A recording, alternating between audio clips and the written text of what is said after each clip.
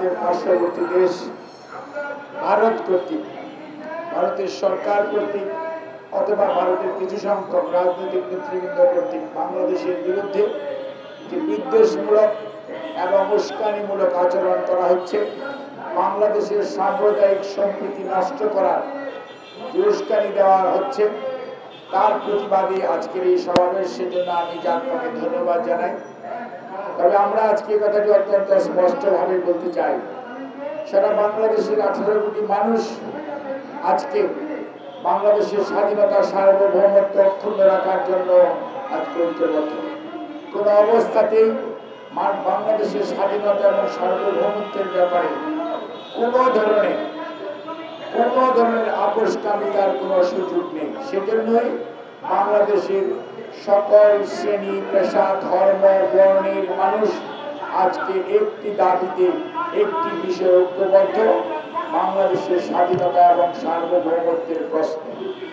আজই আমরা আশা করব আমাদের পার্শ্ববর্তী দেশের সরকার এবং কতিপয় রাজনৈতিক দল, তারা যে সমস্ত বিশৃঙ্খলা সৃষ্টি করার জন্য উস্কানি দিচ্ছেন, তারা শুধু আমাদের পতিত স্বৈরাচারকে জায়গা দিয়েই ক্ষান্ত হন নাই, পতিত স্বৈরাচারকে সেখান থেকে রাজনৈতিক কর্মকাণ্ড পরিচালনা করার সুযোগ দিচ্ছেন এবং সেই সাথে বাংলাদেশের শান্তি শৃঙ্খলা এবং সাম্প্রদায়িক সম্প্রীতি নষ্ট করা এবং অন্তর্বর্তীকালীন সরকার যাতে তার কাঙ্ক্ষিত লক্ষ্য অর্থাৎ জনগণের কাছে ক্ষমতা ফেরত দেওয়ার যে পরিবেশ, সেইটি সৃষ্টি করতে ব্যর্থ হয়, সেজন্যই তারা সব সময় সচেষ্ট রয়েছেন। কিন্তু আমরা বলে দিতে চাই, আমরা বাংলাদেশের মানুষ, আমরা সংখ্যা গুরুও না, সংখ্যা লঘুও না। আমরা হিন্দু, মুসলমান, বৌদ্ধ, খ্রিস্টান, চাকমা, মারমা অথবা গারো, সাঁওতাল এভাবে বিভক্ত না। আমরা সবাই বাংলাদেশের মানুষ, আমরা বাংলাদেশি।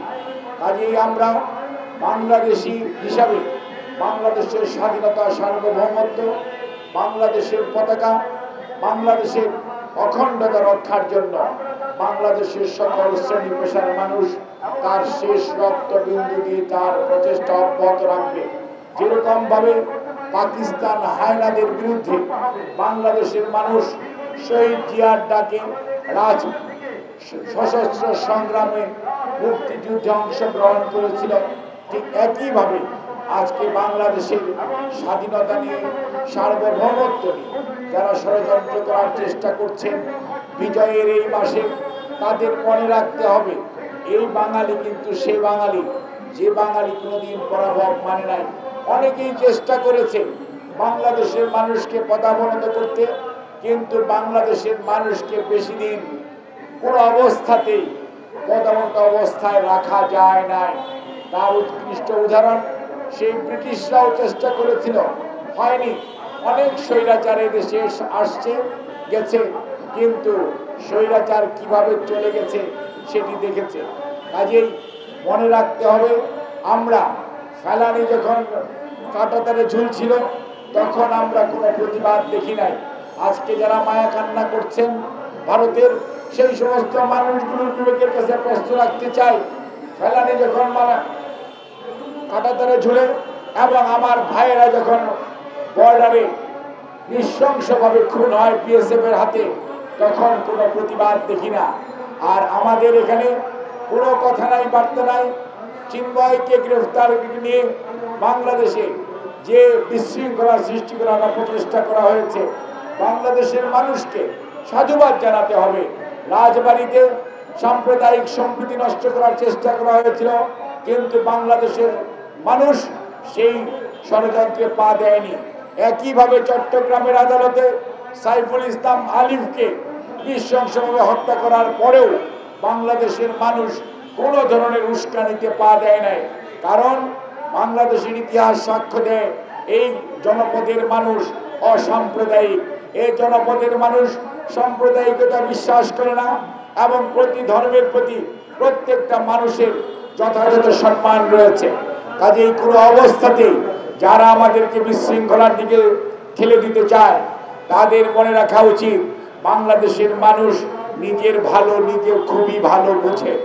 বাংলাদেশের মানুষ কোনো অবস্থাতেই অন্যের প্ররোচনায় অথবা কোনো অডিও ভিডিওর মাধ্যমে সত্যিকার অর্থে বাংলাদেশের মানুষকে বিপদগামী করা যাবে না।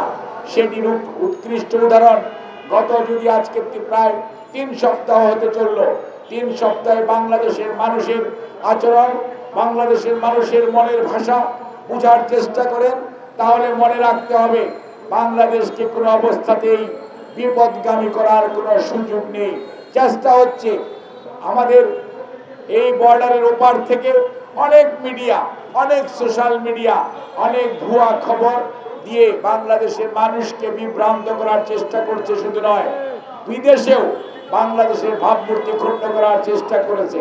আজকে তারা কথায় কথায় স্বাধীনতার কথা বলে, গণতন্ত্রের কথা বলে, আজকে তাদেরকে জিজ্ঞেস করা উচিত আগরতলাতে আমাদের সহকারী হাই কমিশনে যে আক্রমণ হলো, এটি ভিয়েনা কনভেনশনে কোথায় লেখা আছে?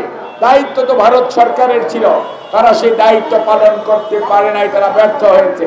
আজকে কলকাতাতে আমাদের ডেপুটি হাই কমিশনে সামনে যে বিক্ষোভ এবং বাংলাদেশের পতাকা অথবা বাংলাদেশের অন্তর্বর্তীকালীন সরকারের প্রধান উপদেষ্টা সম্পর্কে যে কুৎসা এবং কুরুচিপূর্ণ আচরণ করা হয়, সেটি কোন অবস্থাতে কোন গণতন্ত্রে লেখা আছে?